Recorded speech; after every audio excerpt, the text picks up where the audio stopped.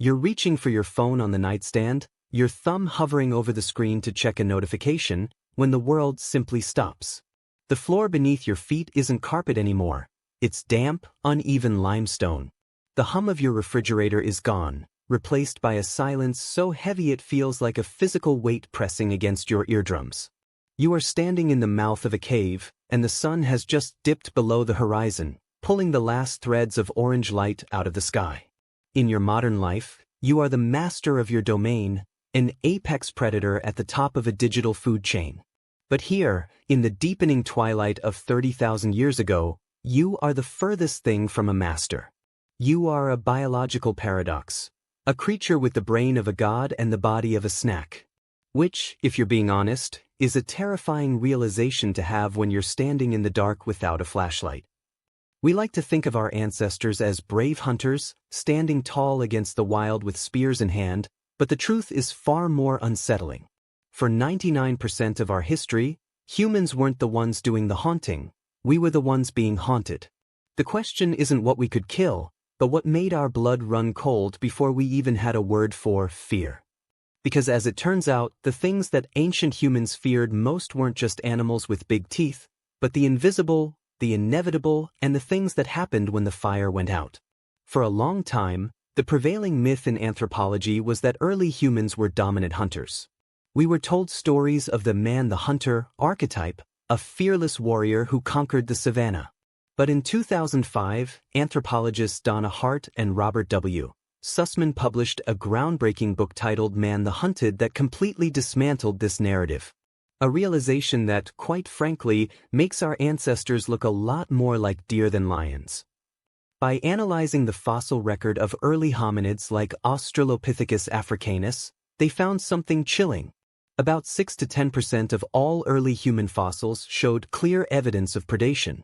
We weren't the kings of the jungle, we were a primary food source for a terrifying array of prehistoric monsters. One of the most famous examples is the Tong child, a fossilized skull of a young hominid found in South Africa. For decades, researchers wondered what killed this child 2.5 million years ago. It wasn't until eagle expert Lee Berger noticed specific puncture marks in the eye sockets, marks that matched exactly how modern eagles kill monkeys, that the truth came out. Our ancestors lived in constant, paralyzing fear of the sky. Imagine walking through an open field, knowing that at any second, a giant bird could drop from the clouds and end your life before you even heard the rustle of feathers. But the sky was only one direction the threat could come from. On the ground, the fear was even more specialized. There was a specific predator, a member of the Macrodontidae family known as Dinofelis, which is often called the false saber-tooth. Unlike the famous Smilodon, which hunted large herbivores, Dinofelis seems to have evolved specifically to hunt primates, including us. Which is a particularly nasty bit of evolutionary luck for our grandfathers. Their teeth weren't long and brittle like other saber-tooths, they were stout and powerful, perfect for crushing the skulls of early humans. When researchers look at the caves where Dinofelis lived, they find piles of hominid bones. Our ancestors didn't just fear these cats, they were biologically programmed to scan for the specific pattern of their fur and the low-slung shape of their bodies. This is why, even today, your brain is hypersensitive to movement in the tall grass. It's not just a quirk of evolution, it's a lingering echo of a million years spent as a specialized prey item. This constant threat of being eaten created a unique psychological pressure that shaped the human brain. We developed what psychologists call hypervigilance, a state of being always on. Which, as you might imagine, is an exhausting way to live your life. But this vigilance had a massive flaw. It didn't work in the dark. This brings us to the first great fear of the ancient world, the sunset. For a modern human, the night is just a change in lighting. For an ancient human, the night was a total loss of their primary survival tool, vision. Human eyes are notoriously bad at night compared to almost every other mammal. We lack the tapetum lucidum, the reflective layer behind the retina that gives cats and wolves that eerie eye shine, and allows them to see in near total darkness. When the sun went down, our ancestors were functionally blind, while their predators were just getting started. This created a biological arms race that we were losing. To combat this, we didn't just fear the dark, we feared sleep itself. In 2017, evolutionary biologist David Sampson conducted a study with the Hadza people of Tanzania, one of the last remaining hunter-gatherer groups on Earth. He wanted to understand how ancient humans managed to survive the night without being picked off one by one. And the answer he found is both brilliant and a little depressing. He discovered what he calls the sentinel hypothesis. By tracking the sleep patterns of the group, he found that in any given night, there was only a tiny window, about 18 minutes total, where every single person was asleep at the same time. For the rest of the night, at least one person was awake, or in a state of light sleep, acting as a sentinel. We didn't evolve to sleep through the night, we evolved to take turns being terrified. This is the origin of the night owl and the early bird. It's not a lifestyle choice, it's a survival strategy. The night owls were the ones who stayed up late to watch the fire and listen for the snap of a twig, while the early birds took the dawn shift when the leopards were most active. However, as much as we feared the things we could see, or couldn't see, in the grass, there was a deeper, more insidious fear that began to emerge as our social structures became more complex. This was the fear of the other, or more specifically, the fear of the unclean. In evolutionary psychology, there is a concept called the parasite stress theory, championed by researchers like Randy Thornhill and Corey Fincher, who, despite their academic titles, spent a lot of time thinking about prehistoric germs. The theory suggests that much of human behavior, including our tendency to be wary of strangers and our deep-seated disgust response, evolved as a defense mechanism against infectious diseases.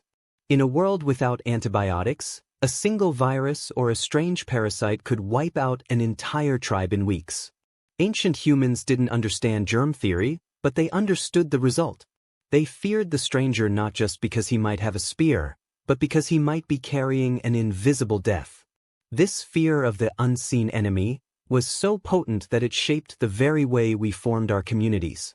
We built in-groups and out-groups, not just out of loyalty, but out of a desperate need to keep our biological environments controlled.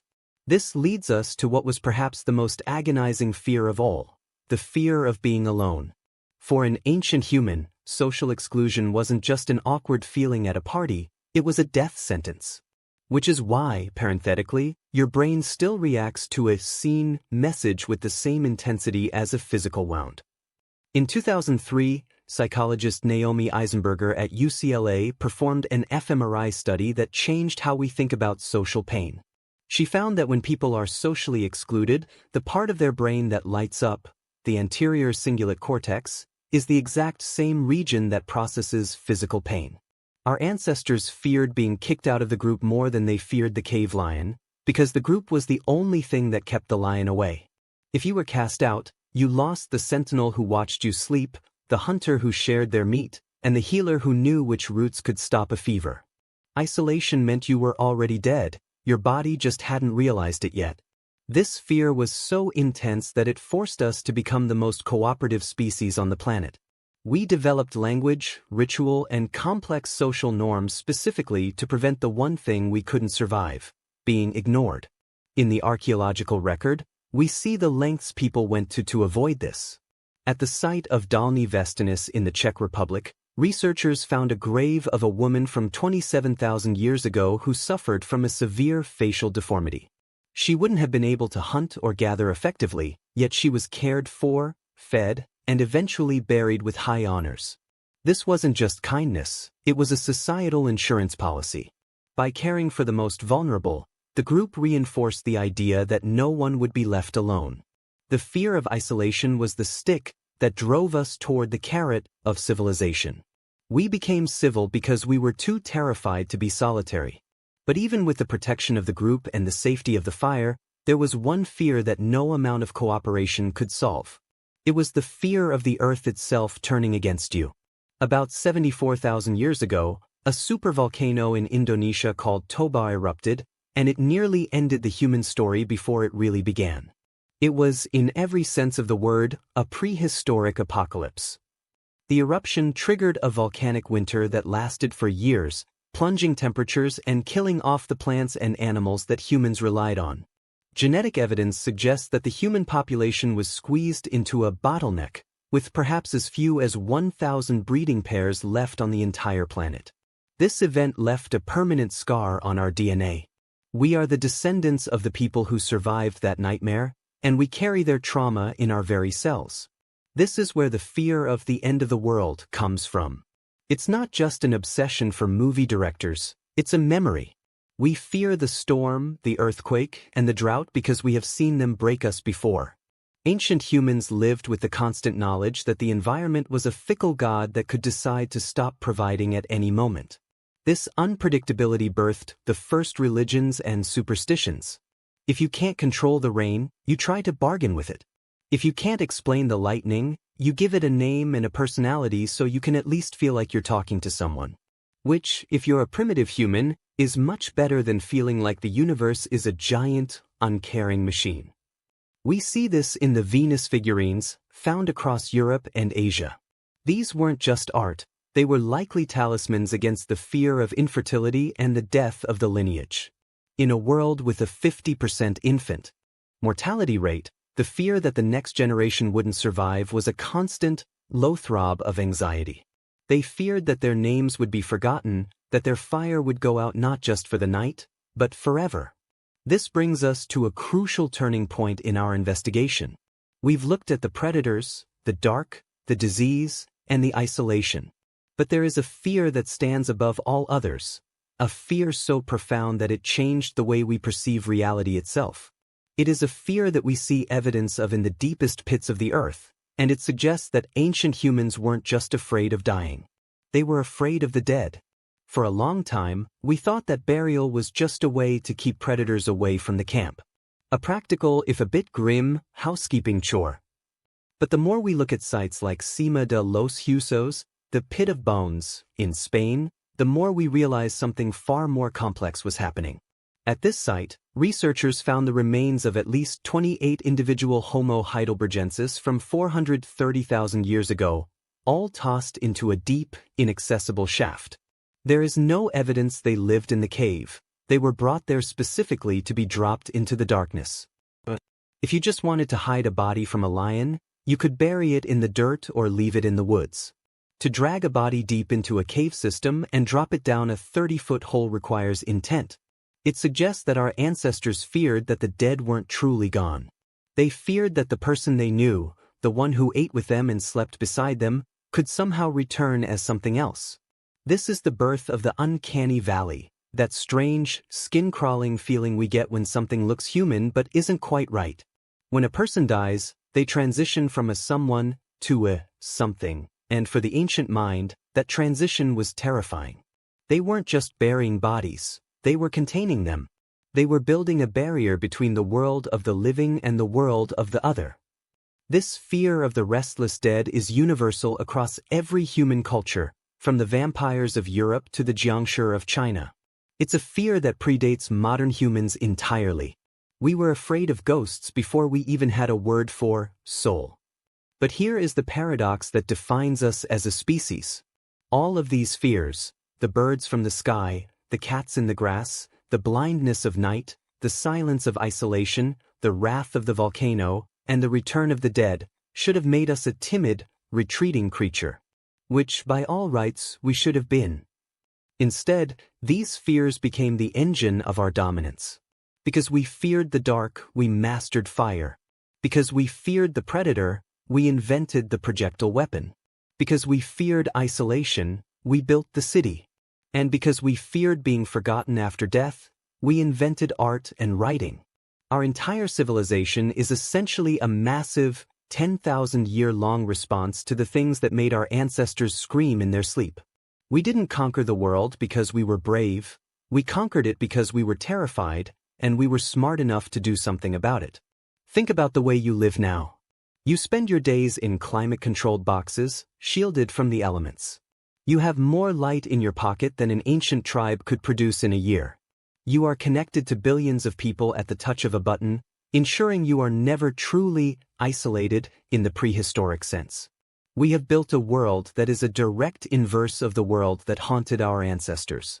We have systematically eliminated every threat we used to fear. Or so we like to tell ourselves, anyway.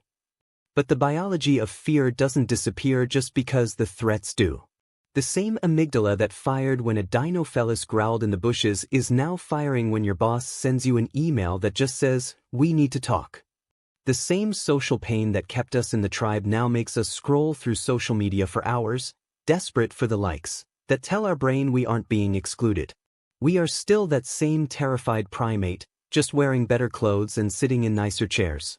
So, when we ask what ancient humans feared most, the answer isn't a single thing. It was the feeling of being small in a world that was very, very big. It was the realization that life is fragile and that the universe doesn't owe you a tomorrow.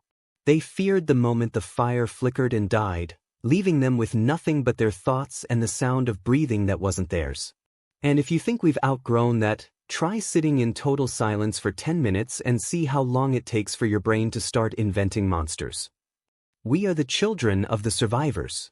Every fear you feel today is a gift from an ancestor who felt it first and used it to stay alive. They were the ones who didn't dismiss the rustle in the grass as just the wind. They were the ones who stayed awake a little longer to watch the embers. Their fear was their greatest teacher, and we are the students who inherited the classroom. But there's one last thing to consider.